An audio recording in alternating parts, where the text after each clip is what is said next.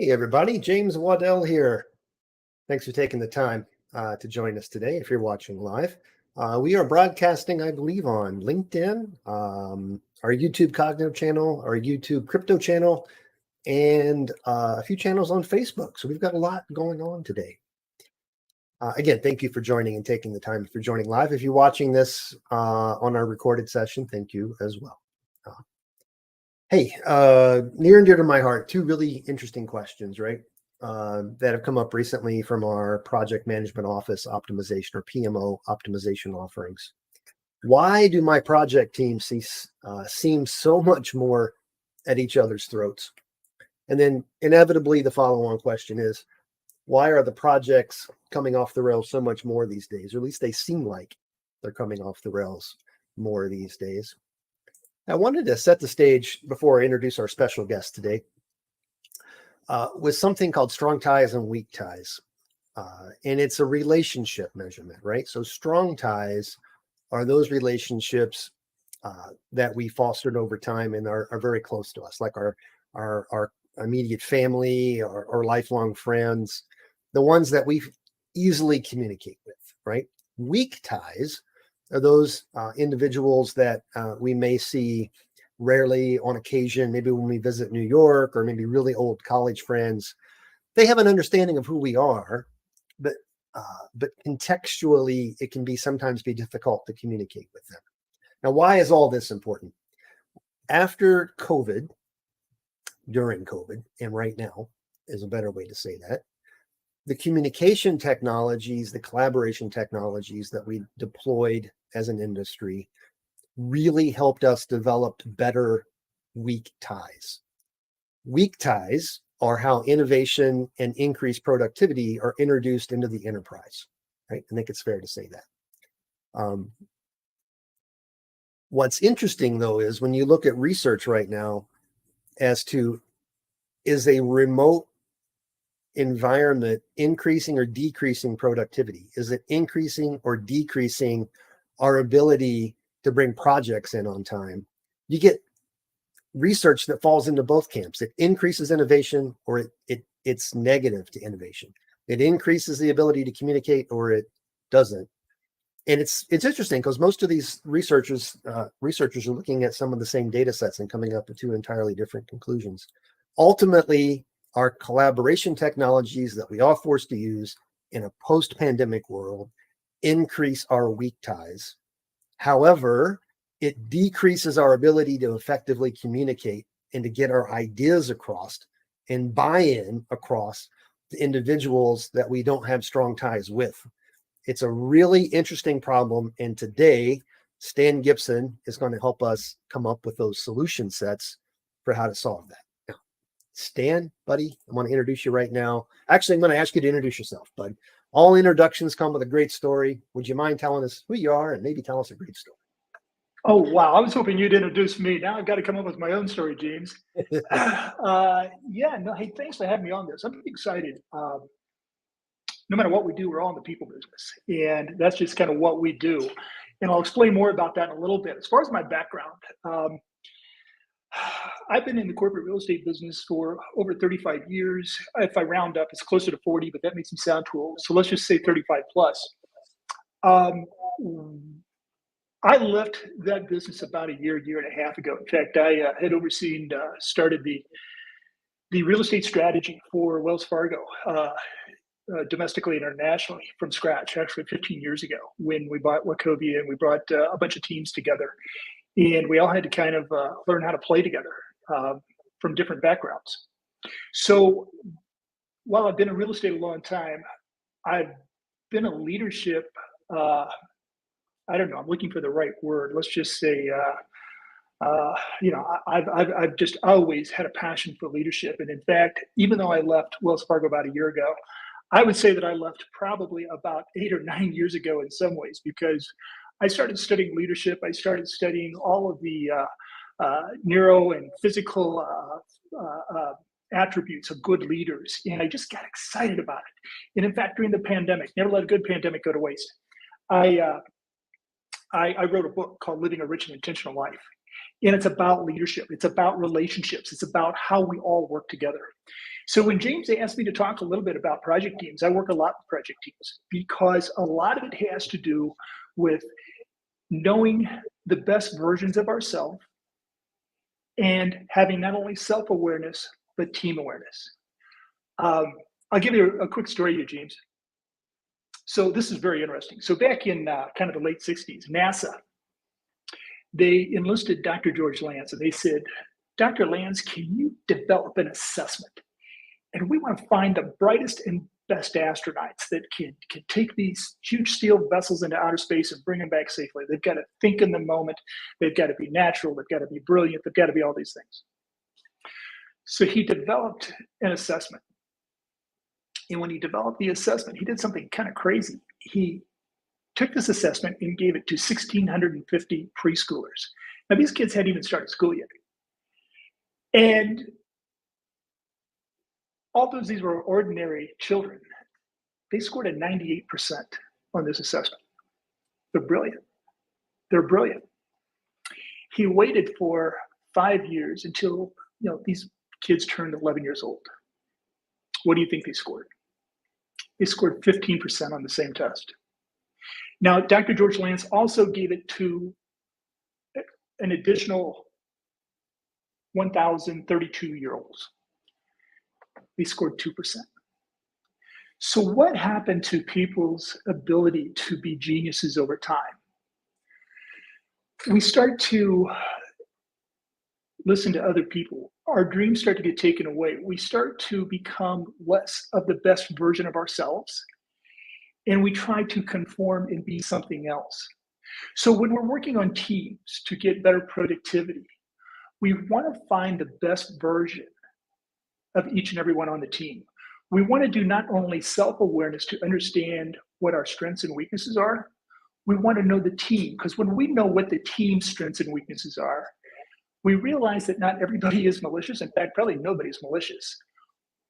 All we have are just different ways that we're wiring and firing, and the better we understand it, the better we bring a project to fruition.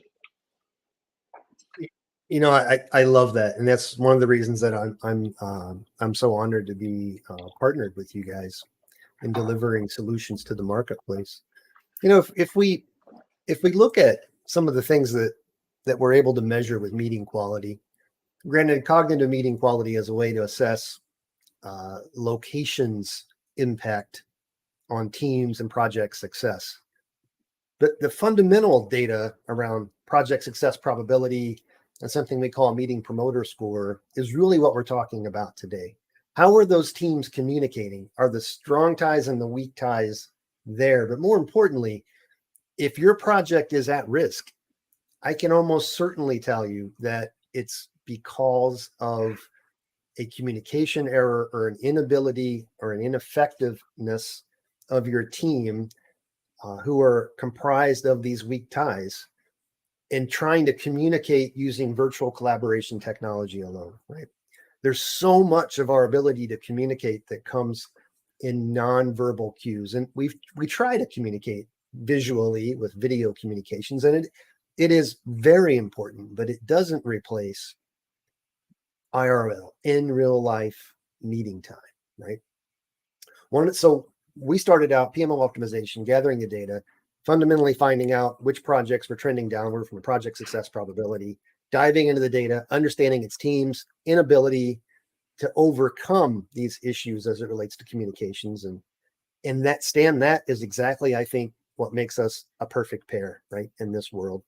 It's being able to identify the issue over time and then introducing mechanisms, tools, coaching to be able to see an improvement in the project success probabilities in the team dynamics in near real time or trending over time as these projects go forward. From a coaching perspective, Stan, I'm not sure a great leading question I can ask you, but personal observations here. Are there personality types or communication types that we should be aware of, and how to handle those? I mean, what's sort of the first step in understanding how team dynamics can impact our project success? That's a great question. We're all wired and fire differently. And in knowing that wiring and firing is so important. I'm certified to give several assessments. One is the DISC, the DISC. I think several of you that are listening have all taken a DISC and determine what kind of behavior type you might have. The one that I probably have been a go-to most for me, though, is called the Genius Portrait. And the Genius Portrait is actually a derivative of Clifton Strength Finders. If you're not familiar with Clifton Strength Finders, basically it's over 40 years of data and research. There are 34 characteristics or attributes that people commonly have. Out of those 34, you wake up with 5 of those every morning. And those 5 just wire and fire you. Those are yours. They give you energy and they define who you are. So we take those 5 strengths from Clifton Strength Finders, but we put them into a new model that's been developed. And we're putting them in so that we can dial in even tighter who you are at your best. So James, if I knew your 5 strengths, I'd be able to come back to you and take you through a process where we'd say, who is James Waddell when he's at his best? Almost like, what is your purpose in life? In fact, if we put you in this swim lane of you working at your best, you'd still want paid, but you'd feel guilty. And that's where we want teams to be. We want to find what the swim lanes are. And the interesting thing is this. Those 5 strengths, when you're under stress or pressure, you're not getting enough sleep, your workload's too heavy, whatever it might be, those same 5 strengths then become your kryptonite or your weakness. I'll give you an example. One of my 5 strengths is strategic. In fact, it's my signature strength. Does that mean I'm the smartest guy in the room and that I've got all the answers? No. But what it means is that when you have a strategic strength, you typically filter out all of the options very quickly, and you come up with the 1 or 2 solutions that you're just sure are the correct solution. Now, while that is a good strength to have, if it's overworked, I'm under stress, I'm under pressure, that strategic skill set becomes a weakness because I automatically moved into solution mode. And I probably needed somebody with some analytical capabilities that would sit back there and say, have we considered options A, B, and C? And in fact, I'll tell you, my entire career, I think I was blessed, part of it intuitively and part of it through assessments like this, to always surround myself with people that were very different in their wiring and firing from me, because often I have 2 strengths out of my 5 strengths, but strategic and activator are 2 of mine. So I not only get to the solution quickly, James, I want to race there because I'm an activator. I like to get things moving. And so I've always surrounded myself with people that are more analytical, that will slow things down, that will look at things in depth. And the other strength that I have is what's called woo, winning others over in communication. So I can communicate very well to the C-suite, but I can take their brilliance and I can communicate it, and we both are winners in this equation. So you're right, James, knowing what our strengths are, knowing what our kryptonite is, being able to work with it from a team perspective is the difference in a good project ending up under budget and on time or not. Just my thoughts. Man, powerful stuff. When I think about the research that we've done and that we've parsed through, weak ties is the secret sauce for innovation, right? And weak ties, again, is basically the ability for me to leverage someone that I partly know they're not my best friend, right? They're an acquaintance. And maybe it's somebody over in finance. Maybe it's Tina in finance, and then Tina is able to communicate with her strong ties in finance to get information that I need to be successful on my project. Those weak ties, again, were supported and developed in this new world of asynchronous communication with the collaboration tools that we now have at our disposal. But it's that in real life meeting time where we come to common understandings, contextual understandings of how to work with each other, which really leads us to the next question, right? So the next question is, how do I know if I need to be meeting in time, or is my remote working, my remote interactions effective? When we look through the research on weak ties, what we find is people, the researchers are showing that the data is pointing them towards innovation does come from weak ties, and that collaboration technology is what's supporting it. Therefore, we don't have to be in the office. It's interesting because they don't take the next step in that logic. They don't take the next step to say, what if my innovative idea requires buy-in across my team? How do I effectively communicate with them so that my strange out-of-the-box idea is accepted, change management is approved, and we're moving forward?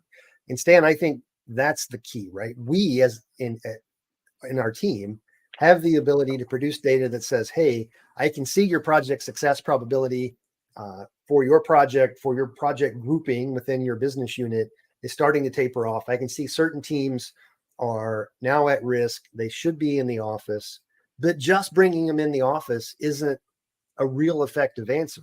There has to be some level of coaching, some level of greater understanding, tool sets to be able to help them communicate. In your approach, Stan, can you give us a sense for how those tools come about? What do they look like? How do we arm people to be effective at communicating and dealing with others that they may not used to be doing? Yeah, well, number one, I think on working from home or working from the office, I mean, you and I can sit here and make great arguments on both sides, and I don't think there's any one absolute. It definitely depends on the sector. It depends on a lot of things. And so to me, I've worked in both environments, and I prefer both environments. I've learned a lot from being in the office. I talk with a lot of executives who believe that there's a lot to be said for creativity in the office and just organic conversations.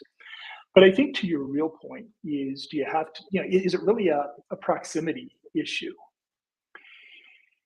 And I would say it goes just a whole lot deeper than that. And in part of that, I would say that, so when I work with a team, so first of all, we're going to sit there and we're going to look at, what does Nirvana look like? What does this project look like? We know we want it to be under budget. We know we want it to be on time. We know that there's a few things that make a successful project. But if we look at the nuances, we look at the tangibles, the intangibles, and if we paint this vision and this picture of what this project looks like upon completion and being successful, we start to list out kind of what the future state or transformation of success looks like. But then we come to the other spectrum and we deal with the current realities, James, and we start to deal with, what are the headwinds? And of those headwinds, let's take a look, for example, back to the strength finders. Let's look at the people in the team. They've all got strengths. They've all got some kryptonite. Let's take a look and start to match people up. Where are the friction points going to start to come in when the project is getting behind schedule? How are we going to address those and understand those? I worked with two people one time, James, that, they were adversarial. They were just kind of at each other's throats. And one person had one of the strengths called futuristic, so they could really kind of visualize and see the future, and they could kind of see down the road better than probably anybody in the room. One of the other individuals had what was called command, and that means that they like to take charge. Well, there was just so much adversarial relationship between them, and when you sat down and you said, look, for that individual that has command, if you can just embrace these unbelievable ideas in this futuristic type mindset and communicate those to the C-suite, together, you two are kind of a dynamite force to be reckoned with. And so it's the same thing on a project. When you start to look at these strengths, these 34 strengths that I'm talking about, some of these strengths collide. Some of these strengths are amplifiers. If you put them in the same room, they're only going to be a 2x, 3x, 4x. So when you start to look at the way people are wiring and firing when they're at their best or when they're under kryptonite, then you're going to start to say, okay, we're going to run into stressful situations during this project. Let's have identifiers. Let's know that nothing is malicious. And let's find out how we put these potential headwinds behind us, identify them, and create tailwinds. It really is a people thing. I mean, projects are projects. I always said, because I've done a lot of management in my lifetime, James, over my career. And I always said, because I used to do property management, and I used to say, God, I loved managing buildings. It's people that I didn't like to manage. Buildings don't talk back. People definitely have opinions. So, but that's the world that we live in. We're always going to be working with people. I'm gonna throw up a slide here, and it's meant to be somewhat provocative, right? So just speaking to the audience who's watching this, your employment value is proximity to team. Let me peel that a little bit, right? Peel that onion a little bit. We've been in a virtual world now where we haven't been in the office on a regular basis for almost 3 years now. It seems hard to believe, but that's true. We have new members of the team, and we have team members who have been who have worked together for years, if not decades. Those team members all automatically have strong ties. They can textually understand how to communicate. Even unspoken words or unspoken intent is understood because they've known each other for so long. When you bring in new team members or new hires, if they don't know, they fill in their own story, right? We're not supposed to, as humans, we're not supposed to be guessing, right? But it's built into us, right? Into our genetic DNA or genetic memory, if you will, to tell ourselves a story if we don't know the facts. So if I don't understand, say, my team member and their approach, that might feel like an attack to me. And then that attack turns to fear, and that fear leads to disengagement, and disengagement leads to project failure. So when I say your employment value is proximity to team, I think what I really mean to say is your employment value is now your ability to effectively communicate with team members, not just those that you know very well, but those that are relatively new to your team. So it sounds so soft and fuzzy, right? Like, well, how do you get to know that person better, right? How do you make them friends? How do you bring them into your circle of trust? That's not really what we're saying, although that's an outcome, I suppose. The tool set that you talked about, Stan, how difficult is it to bring that to a team? Are we talking months, years to get this stuff in place, to understand how to interact with people, to get these tools? Or are we talking days or hours? What's that look like in a typical engagement? we're great question. We're talking, we could take a team of 15 to 20, and as long as they do a little bit of the homework in advance of filling out the strength finders, we have an application that is very easy, very intuitive, that you can go to, and you can create, like, if I'm going to give you an example. James, if one of your strengths was, I'll just go back with strategic being one of your strengths. You would go into this application and we would have a drop down under strategic. We'd have 8 sentences and they would all be related to strategic, but your strategic might look different than my strategic. You might say, you know what, this element of strategy, really, I resonate with it more. And I might say, well, number 6 resonates with me more. And then we'll do the same thing on strategy with that kryptonite. We'll take a look at some sentences. You'll say, you know what, when I'm under stress, this is what strategy looks like to me. And I might say, well, that's totally different for me. And so what this application does, you can pick which ones out of your 5 strengths resonate with you or your kryptonite. I'll do the same thing. And all of a sudden we got a paragraph. I can see a paragraph of James when James is absolutely rocking, when James is at his best. And I can see when James is under stress, here's probably what's going to come out. And it's not guided at me. It's just that this is the project is under stress. And you're going to see mine. And so we're going to have that team element.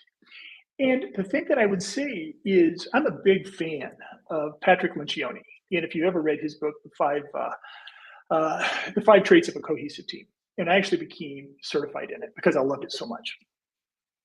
But the very foundation of this, the very foundation is trust. And the way you build trust is the way that I was just talking about. It's about peeling back who you are at your best, who you are, maybe with kryptonite. And when you start to peel that back and the team starts to say, wow, everybody in this room is real. Everybody's got their good days, they got their bad days, but at least I know kind of how they're wiring and firing. And when you get that in the Patrick Lencioni model, then you can start, only then can you start to have healthy conflict, because you're not intimidated, because you know how they're wired. And then once you have healthy conflict, you can start to have a team commitment. You can start to have accountability. And what accountability means is we don't have to wait for a supervisor to basically rein us in. We can rein each other in because we trust each other. And the fifth and final piece is we're going to have one or two KPIs that's going to define success.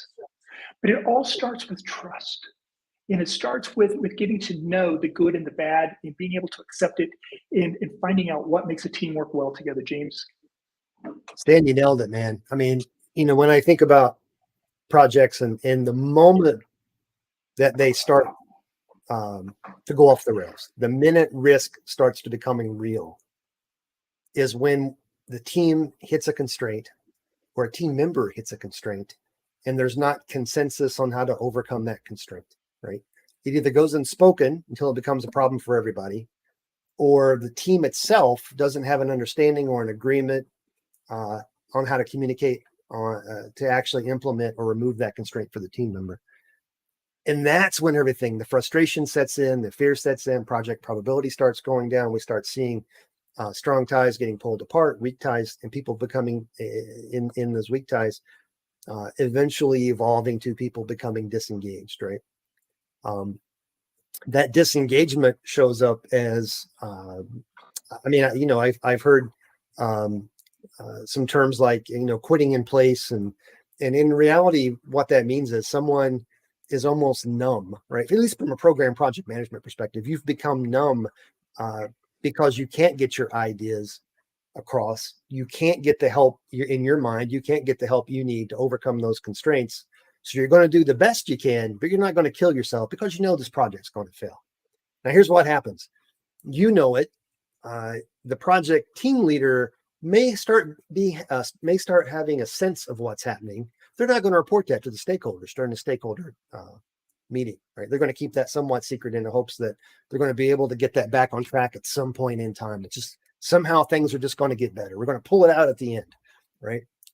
Heroic effort at the end saves the day. That's shouldn't be the case, right? So here's what we're doing. We're at 28 minutes, right? So 30, we like these to go about 30 minutes, sometimes 45. 30 is a really good time frame for us. I would like everyone who's hearing my voice right now to consider an assessment, right? A hybrid workplace assessment. You can consider it a team assessment, a PMO optimization assessment. You can consider it a work group assessment. As long as you have knowledge workers, those knowledge workers are working in projects. Those projects require teams, and there has to be meetings to make sure that you're coordinating activities from a successful to deliver a successful project. I would like to offer you an assessment that's done using cognitive tools with an approach from Stan as well to identify steps you can take to build that trust, to get that project back on track. If you have a stakeholder meeting, just one stakeholder meeting, your next stakeholder meeting, if you allow us to deploy our tool called Cognitive Meeting Quality, we can then come back and show you definitively if your stakeholders are on board with the thinking that you have as a project owner, right? As a project manager. Do they believe that your project's going to be as successful as you think, right? More importantly, perhaps, is do they have a clear understanding and trust in you that what you're telling them is 100% true, right? We can assess that from the cognitive meeting quality tools that we have. We can then give the team itself, the team that's in trouble, the tools that they need in order to be better at trusting each other and bringing that project probability back up while you have time to make an impact in that project. So Stan, with that, let me ask you if there's anything you'd like to leave the audience, sort of a final thought or closing thought. It's hard to top anything you just said there, but I would say this. What could be better than sitting around with your team? Let's just say that there's 5, 10, 15, 20 of you, and you're looking at everybody's strengths, and you're saying, you know what, as a team, we're really front end loaded here, and we've got all of these. We probably don't have any of these down here. Now, you may not need some of these strengths to be successful, but you may. Maybe it's something you need to outsource. Maybe it's somebody you need to bring on permanently. Whatever the case might be, to be able to take a look and just see holistically where this team is positioned, because too much of the same thing is probably going to be problematic. And what is it that balances the team? I love what James said. Love to try this out with James. And I just think that, again, we're all in different businesses, but we're all in the people business. Wow, man, Stan, I cannot top that. Thank you so much for your time on the show today. I'm going to close this out with a little bit of a promo around cognitive meeting quality. Certainly, if you're listening to this, let's talk. Let's talk about being able to utilize some tools to identify project risk, to identify teams at risk, and then most importantly, tools and an approach and a methodology to have a successful intervention in those projects to bring them back on track. That's what we bring. That's what we want to show you. Thank you for your time. With that, ladies and gentlemen, please take a look at our promo.